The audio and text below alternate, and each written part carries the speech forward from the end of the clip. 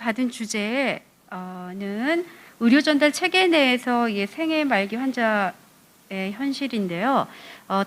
저희가 이 주제를 받고 그 사이에 안타깝게도 저희 병원에 좀 사례가 있어서 그거를 강의에 넣었습니다.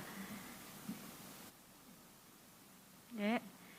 저희가 이제 스스로 개인이 또 자율성에 의해서 결정하는 게 이제 어떻게 생을 마무리할 건가가 이제 연명으로 결정법이라고 하면은 그런 환자들을 어떻게 돌보고 엔드 오브 라이프 케어를 잘 할까, 또 어떤 시스템을 만들까, 어떻게 질 관리를 할까가 남은 그 뒤에 많은 부분이 또 숙제로 남아 있습니다. 아시겠지만 수명은 늘었지만 질병이 앓고 있는 시간이 오히려 같이 늘은 것을 알 수 있고요. 이번에 통계를 보니까 2020년도에 통계 작성 이후로 이제 사망자 수가 30만 명이 넘는 큰 폭의 증가가 있었고, 특히 80세 이상의 사망자가 거의 50%를 차지하고 있고요.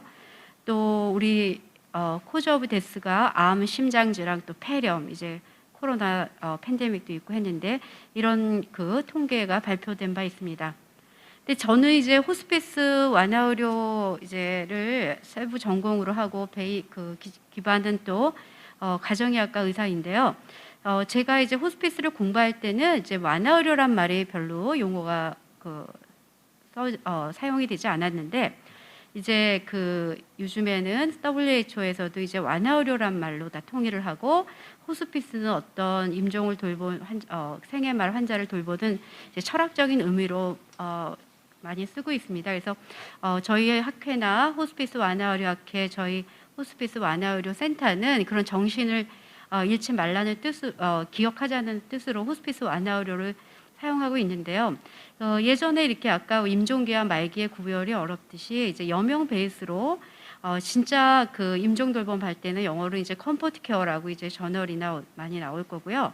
조금 6개월 이내에 여명이 예측될 때는 이제 호스피스란 말로 이제 시작을 했고, 요즘에는 그 구별이 어렵고, 또 여명 베이스보다는 이제 통합 치료, 기존의 질병 치료와 같이 가는 이제 완화의료, 리드 베이스의 돌봄이 필요하다는 차원에서 이제 완화의료로 쓰고 있습니다.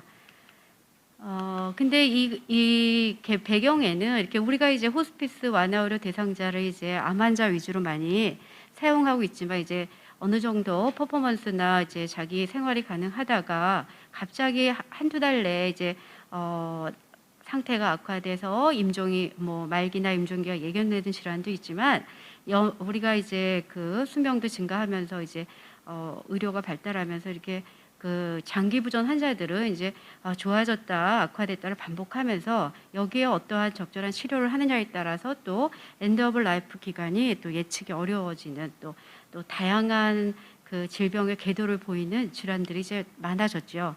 그러다 보니까 예전에 엔드 오브 라이프 케어는 이제 컴포트 케어의 개념으로 마지막 며칠, 몇 주 이제 이렇게 생각했었다가 이제 그런 좋은 그런 또 여명 베이스로 이제 사용했던 말들이 이제 이런 생애 말 돌봄이 또 비암 환자, 비암뿐만 아니라 또 질병에 따라서는 수주에서 수개월, 수년까지도 이제 생애 말기 돌봄이 생애 말기라고 할 수 있는, 또 우리가 이제 의료뿐만 아니라 이제 오래 사시면서 의료와 복지가 결합된 이제 커뮤니티 케어에 대한 또 개념이 들어오면서 엔드 오브 라이프가 이제 이렇게 다양해지고 비암, 또 암, 또 케어가 필요한 기간도 이렇게 늘어나서 넓은 의미의 또 엔드 오브 라이프 케어를 말씀하시는 분도 계시고요. 보통은 이제 펠리에티브 케어가 임종이 임박하면서부터 더 역할이 커지고, 이 서포티브 케어라는 말도 이제 많이 쓰긴 하는데 이거는 주로 암 환자 위주로, 그래서 조금 다른 측면이 있습니다. 그래서 우리가 이제 병원마다 요즘에는 이제 환자 중심 돌봄 많이 하고 개별화 하는데, 이제 호스피스의 정신은 이제 또 엔드 오브 라이프 케어는 이제 사람 중심입니다. 꼭 의료뿐만 아니라 환자의 가치관, 사회적 그런 변화, 이런 것들이 다 맞물려서 퍼슨 케어, 센터드 케어라고 이렇게 철학을 갖고 있고요. 또 하나는 이제 큰 계기가 그때 연명의료 결정법이 이제 개정되고 시행됐던 시기인데요. 사실은 그 전부터 여기서 10년 10년 전부터 이제 많은 작업을 해서 오늘에까지 왔는데요. 한국 호스피스 완화 의료 학회 때 학회에서는 2014년에 저희가 성명을 발표한 바가 있습니다. 사실 이렇게 지금도 어떤 교수님은 이제 연명의료법을 만들기보다 그냥 호스피스법만 만들었으면 되지 않았을까 이런 이렇게 말씀하시는 분도 계시는데 학회에서는 이제 이런 그 연명의료 결정도 중요한데 그것을 먼저 법으로 하기보다 호스피스 완화 의료 제도화를 먼저 해야지 사실은 이 제도 이런 인프라 구축이나 제도화가 선행되지 않고는 이런 치료 중단이나 유보했고 나서에 이제 환자가 기본적인 안위도 보장받지 못하는 의료적 방치라든가 경제적 이유로 인한 방임이 일어날 수 있다는 것을 이제 우려를 했던 거죠.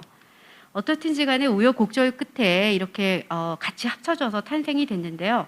이것은 이제 이 준비하는 기간에 이게 여기가 이제 잘 시간이 날짜가 잘 안 보이는데 저희 호스피스 완화 의료 기관한테 공문이 날라왔습니다. 법에는 호스피스 이용 동의서와 그 의사 소견서만 있으면 되는데 왜 호스피스 기관에서 연명의료를 요구를 하나, 연명의료 결정법을 요구하고 그렇게 요구를 하면은 나중에 법적, 행정적 뭐 불이익을 줄 수 있다. 이렇게 해서 저희가 이제 왔습니다. 근데 그 배경은 이제 저희 병원 케이스가 깔려 있는데 이제 좋은 사례인 것 같아요. 너무 안타까운 사례죠. 사실 누구의 책임이라보다 우리의 기본적인 권리가 보장이 안 되는 지금 그 돌봄의 현실입니다. 그래서 연명의료 결정법과 의료 전달 체제에 이제 민원이 이제 복집으로 들어간 것 같습니다. 이제 사례는 이겁니다. 90세 환자가 대학병원에서 말기 혈액암을 진단받고 이제 크게 이제 치료를 좀 어느 정도 마무리를 하고 이제 완치는 안 되니까 이제 요양병원을 가셨고 한 20일 있다 보다 보니까 점점 악화되면서 연명이 한 달 정도 받았는데 그런 이제 보호자는 안타깝고 이제 호스피스 병원을 이제 원하셔서 찾다가 이제 B병원의 상급종합병원 호스피스 센터에 전화로 문의를 했는데 전화를 했더니 이제 연명의료 계획서가 필요하다 이런 말을 들었고 근데 본인은 이제 먼저 노력을 하셔가지고 이제 호스피스 병원 전원을 위해서 기존에 치료했던 그 병원에 가서 진단서도 띄고 의무기록도 복사하셨는데 이제 전화해서 뭐가 또 필요하냐 그랬더니 이제 연명의료 계획서 필요하다 이렇게 안내를 받아서 다시 연명의료 계획서를 요청하러 가신 거예요. A병원에. 그런데 이제 거기서는 환자가 오면은 써주겠다 했는데 그 당시 벌써 환자는 의식이 없는 상황이니까 못 온다 하니까 못 써준다 이렇게 하셨고 또 요양병원에서 또 이렇게 몇 번에 전화해서 요양병원에서 이제 발급받으라 이렇게 안내를 했는데 요양병원도 연명의료 계획서는 못 써준다 이렇게 되면서 환자가 중간에 돌아가신 겁니다. 그리고 나니까 이제 화도 나시고 또 안타까운 마음에 또 이제 A병원 연명의료 계획서를 요구한 B병원과 안 써준 A병원을 고발하고 정해진 법에 따라 행정처분할 것을 복지부에 민원을 넣으신 거죠. 그래서 이제 현실적으로는 이게 대학병원에서 진단하고 요양병원 전실했고 상급병원의 호스피스 기관 입원을 원하고 연명의료 계획서 필요하다는 거 알고 A병원, B병원 다 환자가 안 오면 힘들다. 그런데 사망을 했습니다. 근데 저희가 이제 모든 케이스는 아니지만 병원마다 다 상태가 틀리고 종별 이게 다른데 요즘에 또 큰 문제는 이제 코비드-19 상황입니다.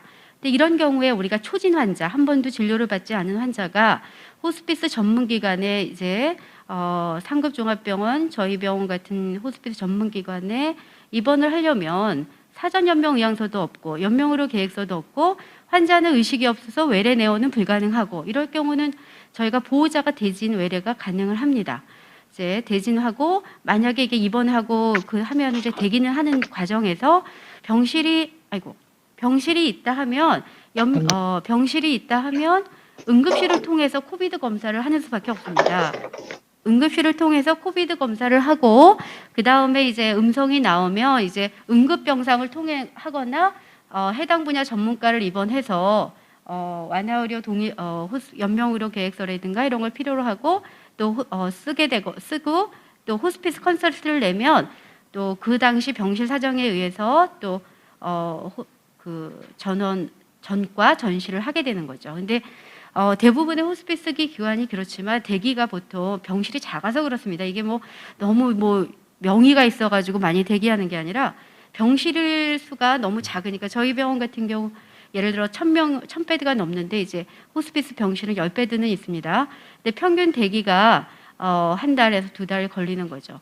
근데 여기에서 저희가 사례를 거를 생각해 보면 정말 환자나 보호자가 원하는 게 이게 상급 종합병원 입원을 원하는 건지 질 높은 임종 돌봄을 하는 호스피스가 있어서 원하는 건지 아니면 또 호스피스는 아니래도 마지막에 또 이렇게 높은 임종 돌봄을 할 수 있는 곳이면 다 괜찮다고 생각하신 건지 아니면 이제 코비드 19인데 이제 요양병원에 계시는 분들이 전면 면회가 금지라고 합니다. 저희가 나중에 알았는데 그런데 이제 그나마 호스피스 전문기관은 임종 때는 우리가 또 그런 그 목적으로 탄생한 또 이런 또 분야이기 때문에 면회가 가능합니다. 마지막에 가족들 그래도 며칠 돌아가면서 면회도 시키고 임종도 지키게 하는데 그래서 이런 것을 원하시는 거지. 아니면 이게 다일 수도 세 개 뭐 여러 가지가 겹쳐서 다 원해서 그러실 수도 있겠습니다. 근데 이제 저희가 환자 상태를 아까 말기 임종 과정이 참 평가가 어렵고 또 이런 경우 환자가 못 오고 보호자도 전화만 면허하고 뭐 진단서나 의무 기록이 없는 상황에서는 환자의 또 의식 상태도 맑지 않고 의식이 없다 그러신 상황에서 정말 이게 판단이 어려운 건 당연하고요. 그랬을 때 이제 우리가 말하는 이제 컴포트 케어나 최소한의 호스피스 전문기관은 아니더라도 임종과정 환자가 요양병원에서 임종하시면 안 되는 건지 또는 A병원이나 B병원에서 받아주면 안 되는 건지 이거는 누가 어디서 어떻게 이거 할 건가가 이제 고민이 되는 겁니다. 그래서 오히려 요양병원 가기 전에 A병원에서 연명의료 계획서를 작성하고 가셨거나 또 요양병원에서 이제 돌봄을 받고 있는 곳에서 질 높은 임종 돌봄이 가능하다면 거기서 임종하시면은 좋은 거 아닌가. 또 여러 가지를 이제 생각하게 하는 케이스인 것 같습니다. 그런데 이제 복지부에서는 이제 이 케이스로 해서 저희가 이제 예를 들어서 사실을 적어내라 해서 이런 걸 적어냈고 그 다음에 이제 공문이 그 며칠 한 일주일 후에 날라왔는데 이게 수신이 호스피스 전문기관 중앙호스피스 센터장입니다. 그래서 연명의료 계획서가 법정 서류 외에 서류를 요구하면 법적 분쟁을 발생하고 호스피스 대상자가 적시에 진료를 못 받는 상황이 생기지 않도록 하라고 보내주셨습니다. 근데 이게 이제 호스피스 전문기관에서 해결할 수 있는 문제인가?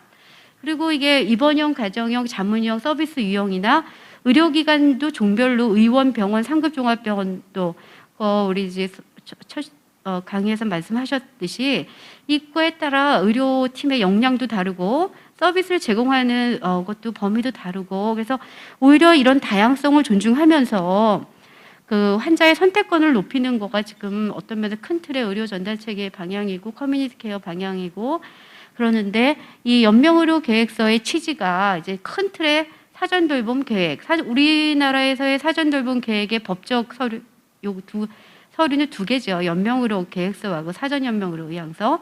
근데 이거를 지키는 게 이게 그 근본적인 취지가 함께하는 의사결정, 또 설명 의무 이런 것들의 역할은 어디로 갔나가 지금 저는 제기하고 싶습니다.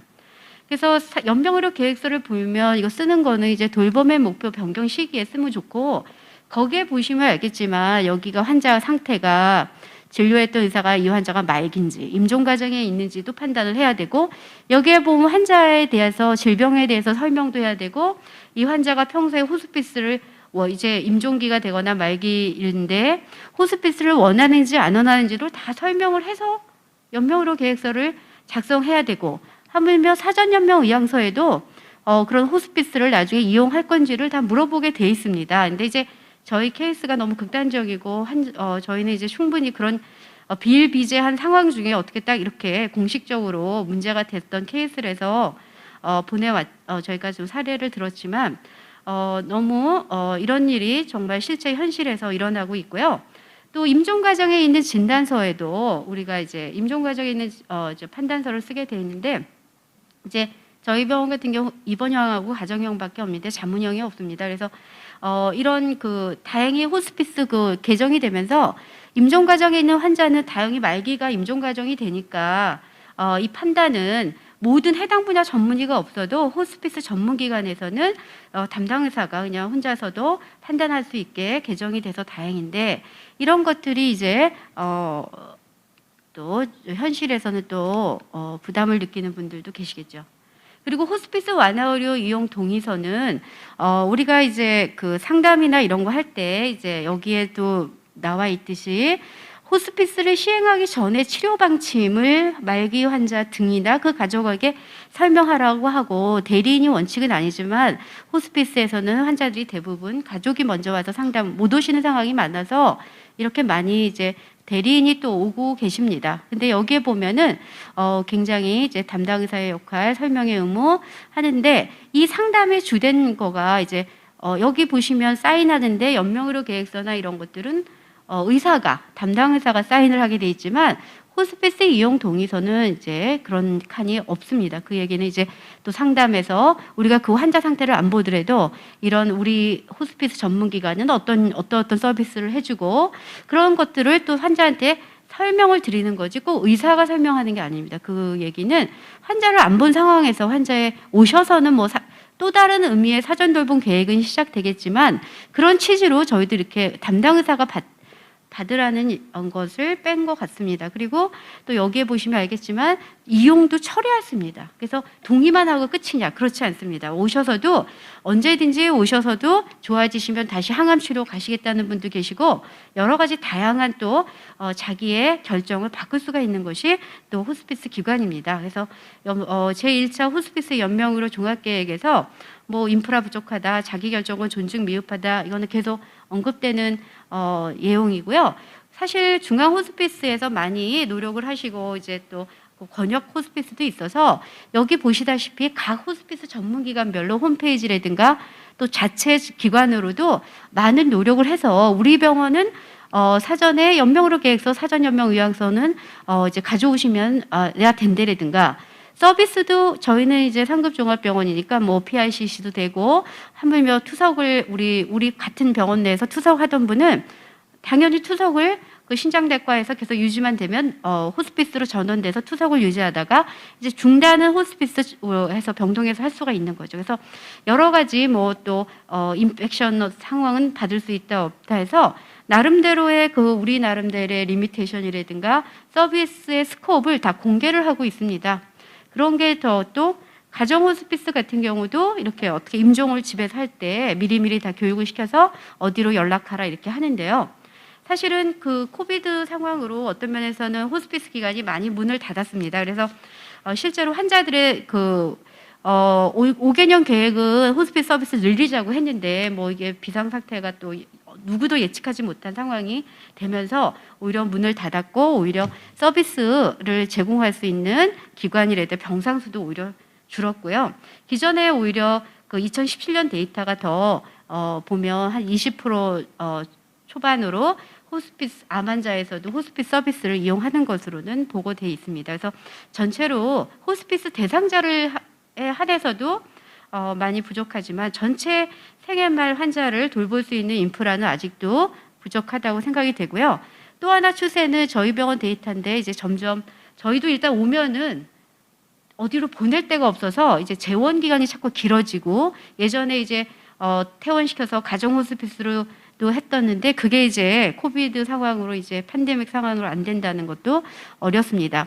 그리고 특히 이제 임종이 가까워올수록 이게 불확실성이 커지고, 또 환자가 페이션트 센터드, 뭐 퍼슨 센터드로 가면서 그런 니드가 더 강해지는데, 결국은 이게 이제 어떤 뭐 우리가 좋아하는 에비던스 베이스 이런 것보다도 뭐 지식 기반보다는 어떤 가치관 위주의 결정을 하게 되는 거죠. 그러다 보면은 여기서 이게 어드밴스 케어 플랜이죠. 근데 거기에 이제 하는 게 같이 결정하지만 거기에는 분명히 informed shared decision making입니다. 그 얘기는 정보를 주서, 사실은 사전 연명 의료 의향서가 100만 네. 하지만 그것보다는 연명 의료 계획서, 환자와 설명을 듣고 환자가 같이 결정하는 게 더 장려돼야 하지 않는가. 지금 사전 연명 의향서가 늘어나는 거에 대해서 저희도 저희 호스피스 하는 쪽에서는 좀 우려가 있습니다.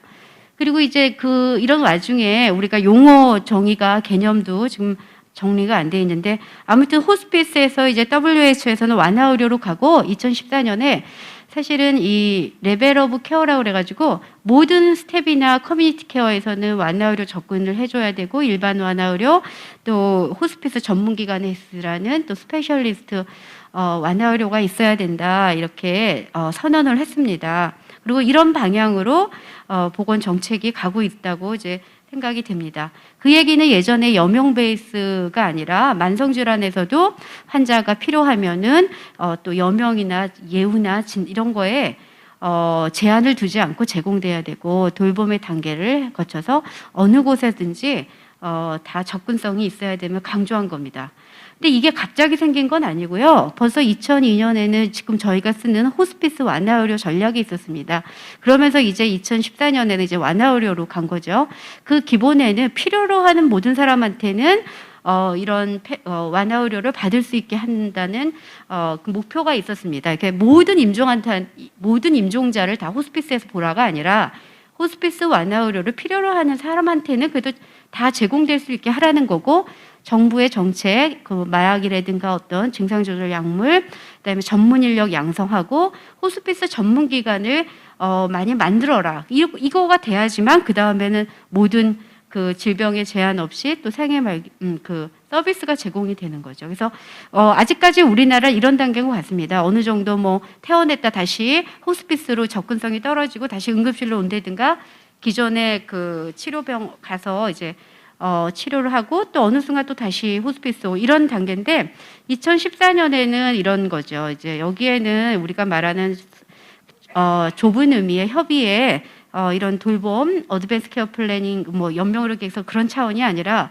모든 분야에서 어드밴스 케어 플래닝이 있어야 되고 이분이 응급실로 오든 아까 중환자실에 계시든 어떤 완화의료적 접근과 그런 서포티브 케어가 모든 사람들한테 적용이 돼야 된다 하는 게 이제 정책 컴플리엔시브 팰리에이티브 케어가 되겠습니다. 세계 말기 돌봄의 의료적 사회적 합의가 부족한 건 아시겠고요. 어떤 분은 호스피스 장소를 임종 장소, 뭐 임종실로 생각하시는 분부터 아까 또 이제 완화의료 개념까지 가고 있죠. 근데 이제 법으로 생기면서 저희가 아쉬운 거는 그 당시 법 생길 때 우리가 완화의료 전문기관이었는데 또 호스피스 연명으로 결정법이 되면서 여명 베이스로 호스피스 전문기관으로 명칭이 바뀌었습니다. 그러니까 이게 저희는 이제 확장할 수 있고 우리가 말하는 그런 차원이 오히려 쭈그러든 거고요.